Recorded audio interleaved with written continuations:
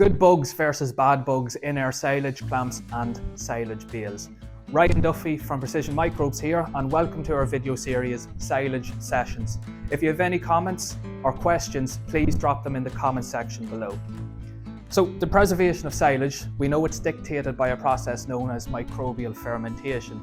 But in every single silage clamp and silage bale, a microbial war is actually breaking out.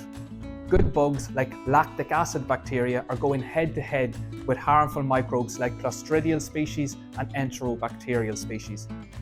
The good guys, the lactic acid bacteria, are converting sugars into lactic acid, which preserves our nutrients and drops the pH very, very fast.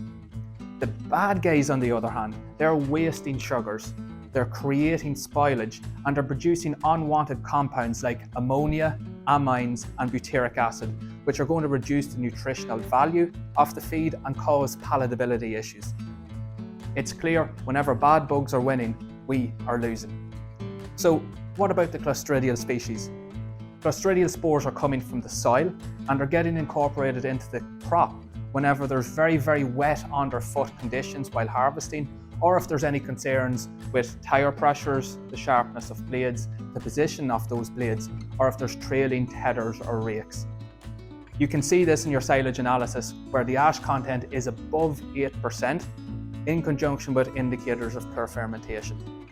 Rolling fields can minimize the likelihood of this happening in the future. So bad bugs, they're really, really good at consuming the grass sugars and proteins that we need for silage fermentation, but also our animals need in the future. So it's a big no-no seeing these guys floating around.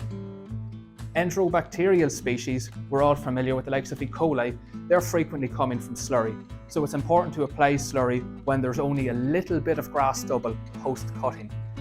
Because we're going with a very low stubble, that's exposing the bugs to UV, which kills them very, very rapidly. Again, their presence would be indicated by poor fermentation on your silage analysis. Worst case scenario, they're going to produce slimy, wet and foul smelling dark silage, whereas we want a lovely olive brown, sweet smelling dry silage. The survival of bad bugs, that can actually be reduced by wilting for around 24 hours if conditions allow it. Their impact can be minimised by rapid ensiling and rapid lactic acid production, such as occurs with homofermentative lactic acid bacteria.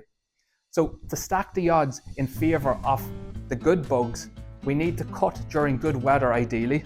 That's going to produce a lot of sugars which will fuel the lactic acid bacteria. We want to have good wilting practices to minimise the likelihood of bad bugs. We want anaerobic environments within our clamp and bales, and also to consider including the Precision Microbes homofermentative lactic acid bacteria silage additive. In the microbial battle for silage, we must keep bad bugs like Clostridia and Enterobacteria species to a base minimum and promote lactic acid bacteria. So again everyone, if you have any comments, please leave them below, and thanks again for listening.